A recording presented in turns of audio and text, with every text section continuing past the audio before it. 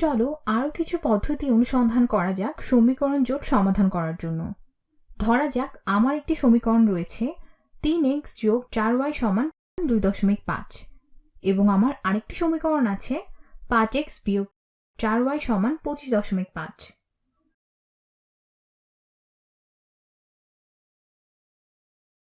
এবং আমরা এর মান বের করতে চাই যা এই সমীকরণের উভয় পক্ষকে সিদ্ধ করে। যদি তুমি এটাকে লেখচিত্রের দিক থেকে ভাবো তাহলে এটা হবে সরলরেখাগুলোর ছেদবিন্দু যা এই উভয় সমীকরণ দ্বয়ের সমাধানের সেটকে প্রতিনিধিত্ব করে। তো আমরা কিভাবে আগাতে পারি? প্রতিস্থাপন পদ্ধতিতে আমরা দেখেছি আমরা চলকগুলোর একটিকে দূর করে থাকি। আমরা আগের বার এটা প্রতিস্থাপনের মাধ্যমে করেছি, কিন্তু আমরা কি কোনো কিছু যোগ বা বিয়োগ করতে পারি? চলো এই হলুদটির দিকে এখানের উপরের সমীকরণটির প্রতি লক্ষ্য করা যাক। আমরা কি সমীকরণের উভয় পক্ষের কোনো কিছু কি যোগ কিংবা বিয়োগ করতে পারি? মনে রেখো, যখনই তুমি কোনো একটি সমীকরণ নিয়ে কাজ করবে তোমাকে উভয় পক্ষে একই ধরনের বিষয় দিয়ে যোগ কিংবা বিয়োগ করতে হবে। কিন্তু এখানে কি এমন কিছু আছে যা আমরা এই সমীকরণের উভয় পক্ষ হতে যোগ কিংবা বিয়োগ করতে পারি যা যে কোনো একটি চলককে বাদ দিয়ে দিতে পারবে এবং তারপর আমরা এক চলক বিশিষ্ট একটি সমীকরণ পাবো এবং আমরা এটা সমাধান করতে পারবো? বেশ, যদি আমরা এই সমীকরণটিকে ওই সমীকরণের সাথে যোগ করি তাহলে কি ঘটবে? আমরা যদি 5x বিয়োগ 4y কে বাম পক্ষে এবং 25.5 কে ডান পক্ষে যোগ করতাম তাহলে কি হতো? এবং তুমি সম্ভবত এটা বলে বসতে, দাঁড়াও, এরকম ভাবে তুমি কিভাবে দুটো সমীকরণকে যোগ করলে? এবং মনে রেখো, যখন তুমি কোনো সমীকরণ করছো, যদি আমার এই ধরনের কোনো সমীকরণ থাকে ax যোগ by সমান c, যদি আমি এই সমীকরণে কিছু করতে চাই আমাকে শুধুমাত্র এই সমীকরণের উভয় পক্ষে একই জিনিস যোগ করতে হবে। তাই আমি পারবো, উদাহরণস্বরূপ আমি সমীকরণের উভয় পক্ষে d যোগ করতে পারি, তাই আমি সমীকরণ পরিবর্তন করছি না।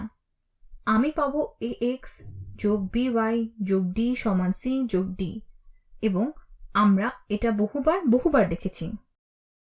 তুমি একটি সমীকরণে একদিকে যা করবে তোমাকে ঠিক অন্যদিকে তাই করতে হবে। কিন্তু তুমি বলবে, হে দাঁড়াও, বাম পক্ষে তুমি সমীকরণে 5x বিয়োগ 4y যোগ করছো, ডান পক্ষে তুমি 25.5 যোগ করছো।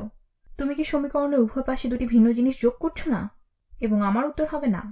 আমরা জানি যে 5x বিয়োগ 4y সমান 25.5।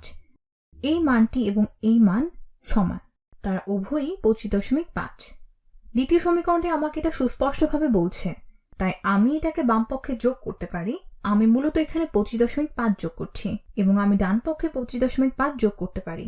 যদি আমরা বাম পক্ষে যোগ করি 3x যোগ 5x হলো 8x এবং তাহলে 4y বিয়োগ 4y কি হবে? এবং এটাই ছিল পুরো বিষয়টি। যদি তুমি দুটোকে যোগ করো তারা বাদ হয়ে যাবে, তারা হবে 0y, অথবা এই পুরো জিনিসটিই চলে যাবে এবং এটা সমান হবে 2.5 যোগ 25.5 সমান 28। তো তুমি উভয় পক্ষকে ভাগ করলে তুমি পেলে 8x সমান 28 এবং তুমি উভয় পক্ষকে 8 দ্বারা ভাগ করো এবং আমরা পাবো x সমান 8 ভাগ 28, অথবা লব এবং হরকে 4 দ্বারা ভাগ করতে পারবো, সমান হবে 7/2। এটা আমাদের x এর মান। এখন আমরা আমাদের y এর মান বের করতে চাই এবং আমরা এটাকে এই দুটো সমীকরণের যে কোনো একটিতে প্রতিস্থাপিত করতে পারি। উপরেরটিকে ব্যবহার করা যাক, তুমি চাইলে নিচেরটিকেও ব্যবহার করতে পারো। তো আমরা জানি যে x এর 3 গুণ 7/2 এর 3 গুণ। আমি শুধুমাত্র আমাদের সমাধান করা x এর মান উপরের সমীকরণে প্রতিস্থাপন করছি। 7/2 এর 3 গুণ যোগ 4y সমান 2.5। আমি এটাকে 5/2 লিখছি। আমরা ভগ্নাংশের পৃথিবীতে থাকতে চাচ্ছি, তো এটা হবে 21/2 যোগ 4y সমান 5/2। উভয় পক্ষ হতে 21/2 বাদ দিই, তো বিয়োগ 21/2 বিয়োগ 21/2। বাম পক্ষে তোমার আছে শুধুমাত্র একটি 4y, কারণ এই দুইজন বাদ হয়ে যাবে, সমান এটা হলো 5 বিয়োগ 21/2। এটা হলো ঋণাত্মক 16/2। তো এটা হলো ঋণাত্মক 16/2, যা হলো একই জিনিস। বেশ, আমি এটাকে ঋণাত্মক 16/2 হিসেবেই লিখব। অথবা আমি এটাকে এভাবেও লিখতে পারতাম, এখানে লিখে যাচ্ছি 4y। আমি শুধুমাত্র এই চিন্তার রেলগাড়িগুলোকে এখানে চালাচ্ছি। 4y সমান ঋণাত্মক 8। উভয় পক্ষকে 4 দ্বারা ভাগ করি এবং তুমি পাবে y সমান ঋণাত্মক 2। তো এই সমীকরণের সমাধান হলো x সমান 7/2, y সমান ঋণাত্মক 2। এটাই হবে তাদের ছেদবিন্দুর স্থানাঙ্ক। এবং তুমি এটা এখানে যে কোনো সমীকরণের উপর প্রয়োগ করে দেখতে পারো। তো যাচাই করে দেখা যাক এটা নিচের সমীকরণটিকেও সিদ্ধ করে কিনা। 7/2 এর 5 গুণ হলো 35/2 বিয়োগ ঋণাত্মক 2 এর 4 গুণ, তা হলো ঋণাত্মক 8। এর সমতুল হলো, দেখা যাক, এটা হলো 17.5 যোগ 8 এবং এটা সত্যি 25.5 এর সমান। তো এটা উভয় পক্ষকে সিদ্ধ করে। এখন দেখা যাক আমাদের নতুন লব্ধ জ্ঞান আমরা কোনো কথার সমস্যার সমাধানে ব্যবহার করতে পারি কিনা। অপনয়ন পদ্ধতিতে প্রাপ্ত আমাদের দক্ষতা। তো ধরা যাক নাদিয়া এবং পিটার চকলেটের দোকানে গেল। নাদিয়া কিনল 3টি ক্যান্ডি বার এবং 4টি ফ্রুট রোল আপ $2.84 দিয়ে। পিটারও 3টি ক্যান্ডি বার কিনল, কিন্তু শুধুমাত্র একটি ফ্রুট রোল আপ কিনতে পারল। তার খরচ হলো $1.79। একটি ক্যান্ডি বার এবং একটি ফ্রুট রোল আপের দাম কত? তো চলকগুলো নির্ধারণ করা যাক। x এবং y ব্যবহার করা যাক। ধরা যাক x হলো ক্যান্ডি বারের দাম। আমি এটাকে c এবং ফ্রুট রোল আপের জন্য f ধরতে পারতাম, কিন্তু আমি x এবং y এর সাথেই থাকতে চাচ্ছি এবং ধরলাম y সমান ফ্রুট রোল আপের দাম।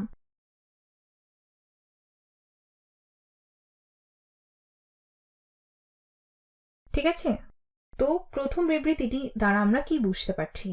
নাদিয়া কিনল 3টি ক্যান্ডি বার, তাই 3টি ক্যান্ডি বারের দাম হবে 3x এবং 4টি ফ্রুট রোল আপ যোগ y এর 4 গুণ ফ্রুট রোল আপের খরচ। এটা হলো নাদিয়া কত খরচ করলো তার হিসেব। 3টি ক্যান্ডি বার, 4টি ফ্রুট রোল আপের খরচ, এবং এটা হবে $2.84। বিবৃতি অনুসারে আমরা তাই পাই এটা এই সমীকরণে রূপান্তরিত হলো। দ্বিতীয় বিবৃতিটি, পিটারও 3টি ক্যান্ডি বার কিনল, কিন্তু সে একটি ফ্রুট রোল আপ কিনতে পারল, তাই যোগ একটি অতিরিক্ত ফ্রুট রোল আপ। তার খরচ হলো $1.79। একটি ক্যান্ডি বার এবং একটি ফ্রুট রোল আপের দাম কত? এবং আমরা অপনয়ন পদ্ধতিতে সমাধান করব। আমরা যতগুলো কৌশল শিখেছি তার যে কোনোটি অবলম্বন করে তুমি এর সমাধান করতে পারবে। প্রতিস্থাপন, অপনয়ন, এমনকি চিত্রলেখ। যদিও চিত্রলেখতে চোখে দেখে নির্ধারণ করাটা বেশ কঠিন একটা কাজ। তো আমরা এটা কিভাবে করব? মনে করে দেখো, অপনয়ন পদ্ধতিতে তোমাকে যোগ করতে হবে। এখানে উপরের সমীকরণটির দিকে লক্ষ্য করা যাক। আমরা কি সমীকরণের উভয় দিকে এমন কিছু যোগ করতে পারি যা কিনা একটি চলককে বাদ দিয়ে দিবে? অথবা আমরা এটাকে এভাবে বলছি, এমন কিছু আছে যা উভয় পক্ষ হতে যোগ কিংবা বিয়োগ করে যা আমাদের একটি চলককে বাদ দিতে সাহায্য করবে। বেশ, আমরা একটু আগে ভিডিওতে করা অঙ্কটির মতো যদি আমরা বিয়োগ করি, অথবা যদি আমরা বাম পক্ষে 3x যোগ y হতে 3x যোগ 4y বিয়োগ করি এবং ডান পক্ষে $1.79 বিয়োগ করি, এবং মনে করে দেখো এটা করার মাধ্যমে আমি সমীকরণের উভয় পক্ষ হতে একই ধরনের জিনিস বাদ দিচ্ছি। এটা হলো $1.79। আমি কি করে জানলাম? কারণ এটা বলছে যে এটা সমান $1.79। তাই যদি আমরা এটা করে থাকি তাহলে আমরা একই জিনিস সমীকরণে উভয় পক্ষ হতে বাদ দিব। তো এখন 3x যোগ y বাম পক্ষ হতে বাদ দেওয়া যাক, এবং আমি এটা ডানেও করছি। যদি আমি 3x যোগ y বিয়োগ করি, এটা একই জিনিস দাঁড়ায় ঋণাত্মক 3x বিয়োগ y। যদি তুমি ঋণাত্মক চিহ্নটি বন্টন করে দাও, তো বিয়োগ করা যাক। তো তুমি পেলে ঋণাত্মক 3x বিয়োগ y। হয়তোবা আমাকে এটা পরিষ্কার করতে হবে যে এটা কোনো যোগ চিহ্ন নয়। তুমি এভাবে ধরতে পারো যে আমি দ্বিতীয় সমীকরণটিকে ঋণাত্মক 1 দ্বারা গুণ করছি, সমান হলো ঋণাত্মক $1.79। আমি দ্বিতীয় সমীকরণটি নিচ্ছি। তুমি ধরে নিতে পারো আমি ঋণাত্মক 1 দ্বারা গুণ করছি, এবং এখন আমি বাম পক্ষকে এই সমীকরণের বাম পক্ষের সাথে যোগ করব এবং ডান পক্ষকে এই সমীকরণের ডান পক্ষের সাথে যোগ করব। এবং আমরা কি পাবো? যখন তুমি 3x যোগ 4y এর সাথে ঋণাত্মক 3x ঋণাত্মক y যোগ করো, 3x বাদ হয়ে যায়। 3x বিয়োগ 3x হলো 0। তুমি পাবে 4y বিয়োগ ওয়াই, এটা হলো 3y, এবং এর সমান হলো $2.84 বিয়োগ $1.79। কত হলো? এটা হলো $1.05। তো 3y সমান $1.05। উভয় পক্ষকে 3 দ্বারা ভাগ করি। y সমান $1.05কে 3 দ্বারা ভাগ করলে কত হয়? তো 3 ভাগ $1.05। 1 3 দিয়ে ভাগ যায় 0 বার। 0 গুণ 3 হলো 0। 1 বিয়োগ 0 হলো 1। 0কে নামিয়ে আনলাম। 10কে 3 দ্বারা ভাগ করা যায় 3 বার। 3 গুণ 3 হলো 9। 10 বিয়োগ 9 হলো 1। 5কে নামিয়ে নিয়ে আসলাম। 15কে 3 দ্বারা ভাগ করা যায় 5 বার। 5 গুণ 3 সমান 15 বিয়োগ। আমাদের কোনো ভাগশেষ নেই, তো y সমান $0.35। তো ফ্রুট রোল আপের দাম হলো $0.35। এখন আমরা এই সমীকরণগুলোর যে কোনো একটিতে প্রতিস্থাপন করে ক্যান্ডি বারের দাম বের করতে পারি।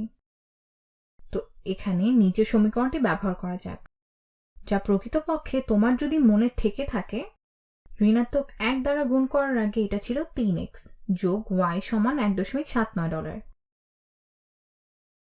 তো এর মানে 3x যোগ ফ্রুট রোল আপের দাম 0.35 সমান $1.79। যদি আমরা উভয় পক্ষ হতে 0.35 বিয়োগ করি, আমরা কি পাবো?